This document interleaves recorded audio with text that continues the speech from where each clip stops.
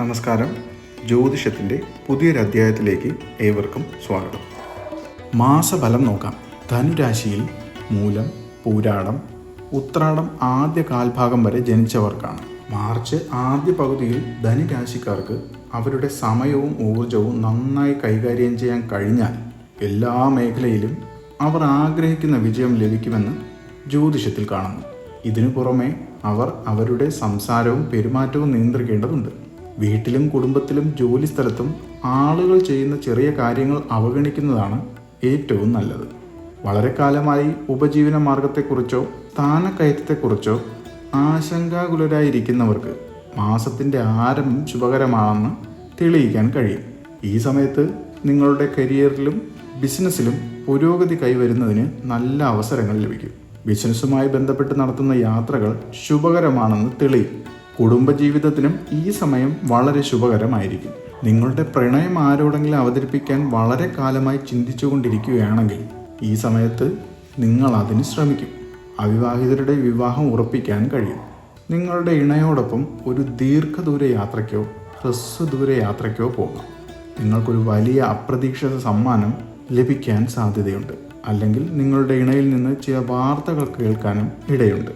മാസത്തിൻ്റെ രണ്ടാം പകുതിയിൽ ആരെയും അന്ധമായി വിശ്വസിക്കുന്നത് ഒഴിവാക്കേണ്ടി വരും. അല്ലാത്ത പക്ഷം നിങ്ങൾക്ക് നഷ്ടവും അനാവശ്യമായ പ്രശ്നങ്ങളും നേരിടേണ്ടി വരാം. ഈ സമയത്ത് ഏതെങ്കിലും സ്കീമിലോ സ്റ്റോക്ക് മാർക്കറ്റിലോ പണം ബുദ്ധിപൂർവ്വം നിക്ഷേപിക്കുക. ജോലിസ്ഥലത്ത് മുതിർന്നവരും ജൂനിയറും തമ്മിലുള്ള സഹകരണം കുറയും.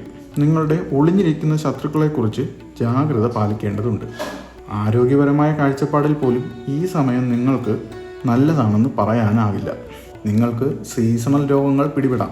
കുടുംബാംഗങ്ങളുമായി എന്തെങ്കിലും കാര്യത്തിൽ തർക്കമുണ്ടാകാം. പെട്ടെന്ന് നിങ്ങൾക്ക് വലിയ ചിലവുകൾ വരുത്തി വയ്ക്കേണ്ടി വരും. പ്രണയബന്ധത്തിൽ ചില തെറ്റിദ്ധാരണകൾ ഉണ്ടാകാം.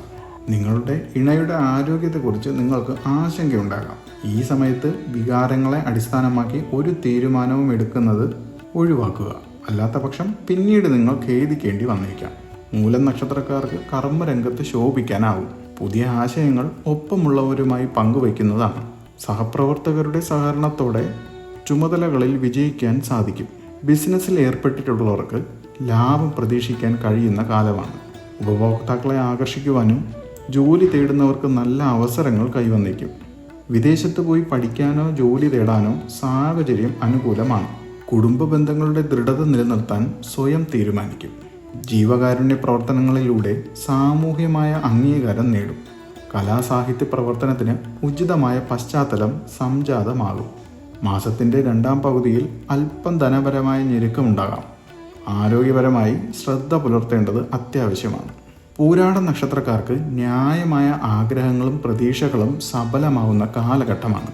പൊതുമധ്യത്തിൽ സ്വാധീനം വളരുന്നതായിരിക്കും. ഉദ്യോഗസ്ഥരുടെ ആത്മാർത്ഥമായ പ്രവർത്തനങ്ങൾ വിലമതിക്കപ്പെടാം. സാമ്പത്തിക ബാധ്യതകൾ പരിഹരിക്കുന്നതിന് വഴി തെളിയുന്നതാണ്. ബിസിനസ് യാത്രകൾ ഗുണപ്രദമായി തീരും. ഉന്നത വ്യക്തികളുടെ പിന്തുണയോടെ സംരംഭങ്ങൾ ആരംഭിക്കുവാൻ സാധിക്കുന്നതാണ്. പണയത്തിലായിരുന്ന വസ്തു ലേലത്തിൽ പോകാതിരിക്കാൻ നടത്തുന്ന ശ്രമം വിജയിച്ചേക്കും. ആത്മീയമായ കാര്യങ്ങൾക്കും നേരം കണ്ടെത്തുന്നതാണ്. മാസാന്ത്യത്തിൽ ശനി 4ാം ഭാവത്തിലേക്ക് മാറുകയാൽ കണ്ടക ശനിക്കാലം തുടങ്ങുകയാണെന്ന് തത്വത്തിൽ പറയാം. ഗ്രഹനിർമ്മാണത്തിൽ തടസ്സങ്ങൾ വരാനിടയുണ്ട്. മാനസിക ആരോഗ്യത്തിൽ ശ്രദ്ധയുണ്ടാകണം. സുഹൃത്ത് ബന്ധങ്ങൾ പുനഃപരിശോധിക്കാൻ അവസരം വന്നേക്കും. ഉത്രാടം നാളുകാർക്ക് മാസത്തിൻ്റെ 1ാം പകുതിയിൽ നേട്ടങ്ങൾ കൈവരിക്കും. സർക്കാരിൽ നിന്നും കിട്ടേണ്ട അനുമതികൾ, ആനുകൂല്യങ്ങൾ എന്നിവ ലഭിക്കുന്നതാണ്. സ്ഥാപനത്തിൻ്റെ ചുമതല ഏറ്റെടുക്കും. പുതിയ പദവികളിൽ ശോഭിക്കാനാവും. സഹോദരങ്ങൾക്ക് സാമ്പത്തിക സഹായം ചെയ്യും. മകരക്കൂറുകാർക്ക് മാസത്തിൻ്റെ 2ാം പകുതിയിൽ ബന്ധുക്കളുടെ സഹായം ലഭിക്കും. വാഗ്ദാനങ്ങൾ പാലിക്കാൻ കഴിയുന്നതാണ്.